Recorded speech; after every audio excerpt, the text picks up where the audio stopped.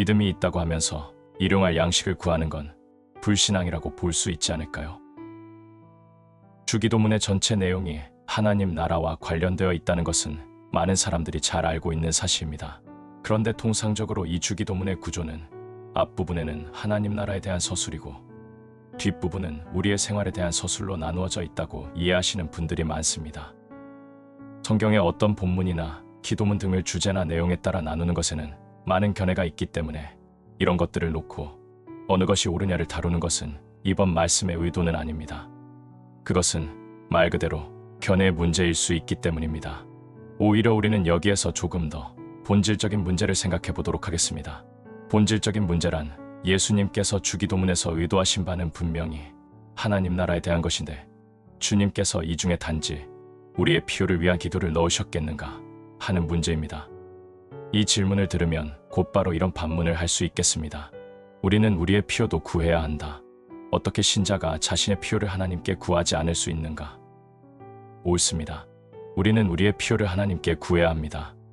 그러나 우리가 주기도문을 조금 더 잘 이해하면 우리의 필요를 구한다는 것에 대해 우리가 얼마나 오해하고 있었는지를 깨닫게 됩니다.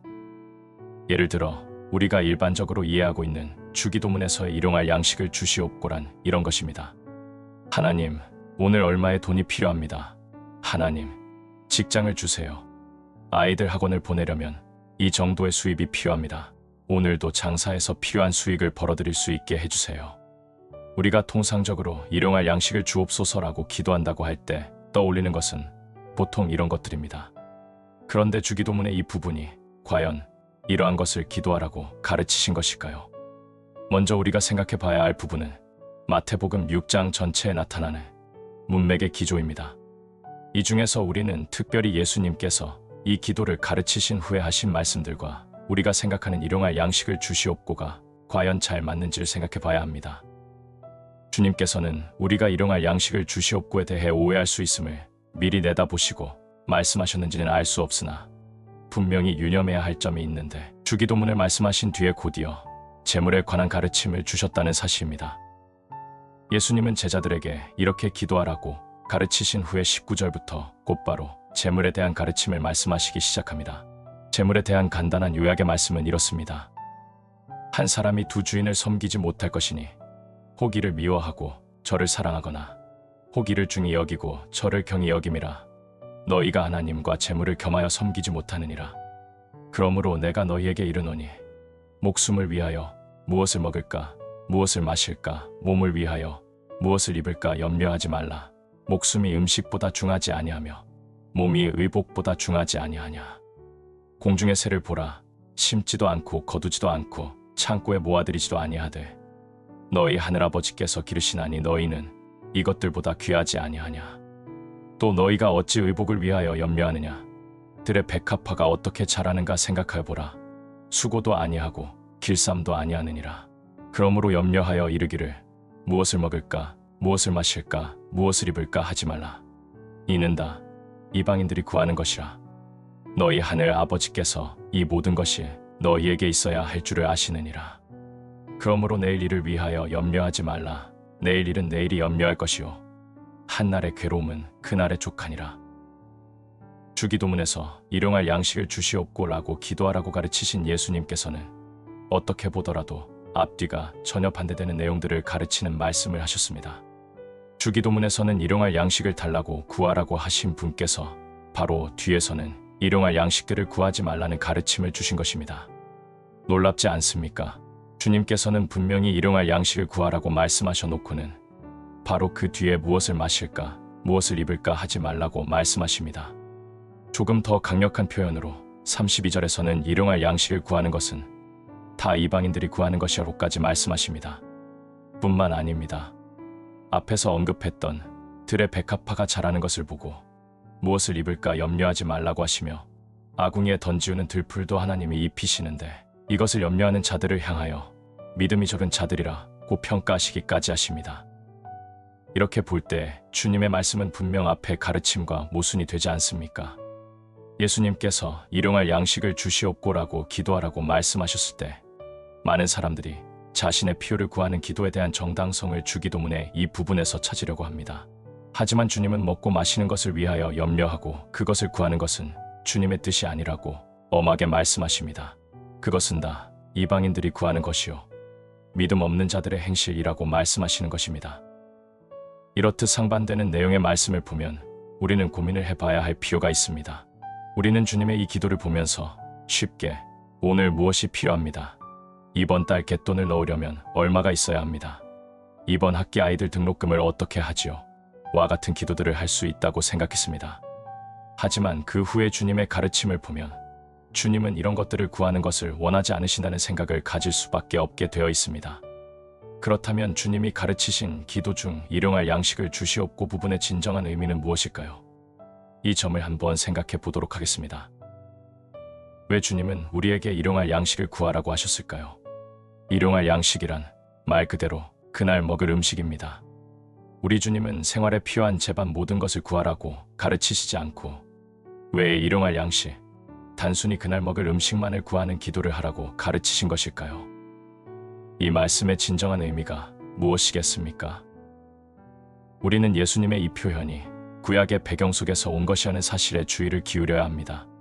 주님께서 일용할 양식을 주시옵고라고 기도하셨을 때 이 말은 구약에서 따온 것입니다. 예수님 당시의 유대인들이 이 단어를 직접 말하고 들을 때 그들은 누구나 이 내용을 연상하게 되어 있었습니다. 이 구절은 출애굽기 16장에 나옵니다.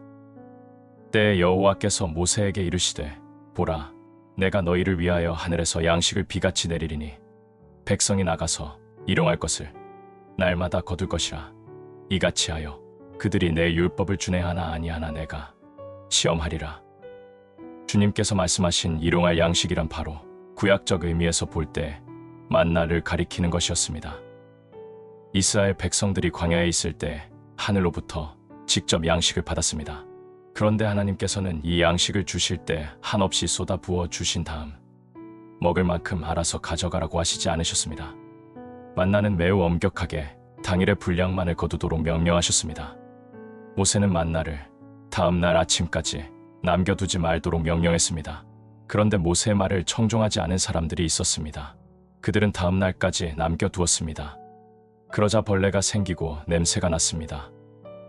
모세가 그들에게 이르기를 아무든지 아침까지 그것을 남겨두지 말라 하였으나 그들이 모세에게 순종하지 아니하고 덜어는 아침까지 두었더니 벌레가 생기고 냄새가 난지라 모세가 그들에게 노하니라. 이는 하나님을 시험하는 것이었습니다. 모세는 노했습니다. 거두지 않은 만나는 햇빛이 내릴 쬐 때 없어져 버렸습니다. 즉 당일에 거두어서 당일에만 먹도록 되어 있었던 것이 만나였습니다. 이 만나를 주시겠다는 약속에 바로 이 표현이 나오는 것입니다. 백성이 나가서 일용할 것을 날마다 거둘 것이라. 하나님께서 만나를 일용할 것으로 주신 이유가 무엇입니까? 우리는 하나님이 만나를 주신 이유를 신명기 말씀을 통해 알 수 있습니다. 이 신명기의 말씀은 예수님께서 광야에서 마귀에게 시험을 받으실 때 인용하신 말씀이기도 합니다.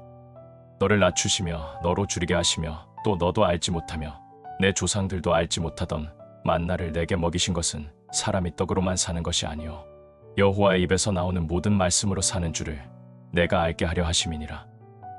신명기는 만나를 먹이신 이유를 사람이 떡으로만 사는 것이 아니요 여호와의 입에서 나오는 모든 말씀으로 사는 줄을 알게 하기 위함이라고 말씀합니다. 즉 만나는 겉으로는 우리의 육체를 위한 양식이지만 사실 그것은 사람이 밥을 먹어야 하지만 그러나 밥으로 사는 것이 아니라는 것을 가르쳐 주시기 위한 실물 교육이었던 것입니다. 하나님께서는 풍성한 양떼를 주셔서 그 새끼들을 낳아서 그것을 통해 먹도록 하지 않으셨습니다. 또는 정기적으로 약대를 모는 상인들이 이스라엘 백성들을 방문하도록 하여 먹을 것을 사 먹도록 하시지도 않으셨습니다. 하나님께서는 그들이 광야를 지나는 40년 동안 다른 어떤 방법으로도 그들을 먹이시지 않고 굳이 하늘에서 매일매일 양식이 내리는 방식으로 그들을 먹이셨던 것입니다. 교육의 목적은 단 하나, 먹는 것을 통해 그들을 먹이시는 주체가 하늘에 계신 여호와 하나님이심을 깨닫게 하시기 위함이었던 것입니다. 그들은 매일의 양식이 하늘에서 떨어지는 것을 보면서 이런 생각을 할 수밖에 없습니다. 지금 먹고 있는 이 만나가 내가 수고하고 노력한 땀의 결과가 아니구나. 아, 내가 먹고 마시는 모든 것이 사실은 하늘에서 오는 것이구나. 그래서 그들은 떡을 먹으나 사실은 사람이 떡으로 사는 것이 아니오 여호와 하나님을 통해서 사는 것임을 깨닫게 되었던 것입니다. 예수님께서 사단의 시험에 이 구절을 인용하신 이유도 바로 이 사실을 알려주시기 위함이었습니다. 주님께서는 40일을 금식하신 후 굶주리셨습니다. 사단은 돌을 떡으로 만들어 먹으라고 유혹합니다. 하지만 주님은 이 맥락 안에서 사탄을 물리치십니다. 내가 육체의 굶주림으로 인해 유혹받으나 사람은 떡으로 사는 것이 아니다. 사람은 하나님의 말씀으로 사는 것이니 나는 내 말을 들을 수 없다. 물러가라. 우리도 이러한 맥락에서 일용할 양식을 바라보아야 합니다.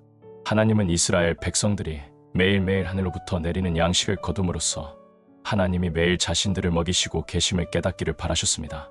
그래서 양식을 한꺼번에 거두어 비축하는 일을 금지하셨던 것입니다. 예수님의 일용할 양식을 주시옵고라는 기도는 이 맥락 안에 있습니다. 주님께서 우리에게 이 기도를 지시하셨을 때의 의도가 무엇이었습니까? 너희는 세상에서 잘 먹고 잘 살아라. 아니면 너희가 세상에서 필요한 것을 내가 다 주마. 이것이었습니까? 아닙니다. 주기도문의 이 기도의 진정한 의미는 하나님, 우리가 매일의 양식을 먹을 때 하나님을 바라보게 해 주옵소서. 오늘의 이 양식을 통해 우리를 날마다 먹이시는 하나님을 오늘도 기억하며 살게 해 주옵소서인 것입니다. 주기도문 전체의 내용은 그의 나라와 그의 의를 구하는 것입니다. 이러한 마음으로 일용할 양식을 구하는 기도를 드릴 때 일용할 양식을 구하는 기도 역시 그의 나라와 그의 의를 구하는 기도가 될 수 있는 것입니다. 그런즉 너희는 먼저 그의 나라와 그의 의를 구하라. 그리하면 이 모든 것을 너희에게 더하시리라.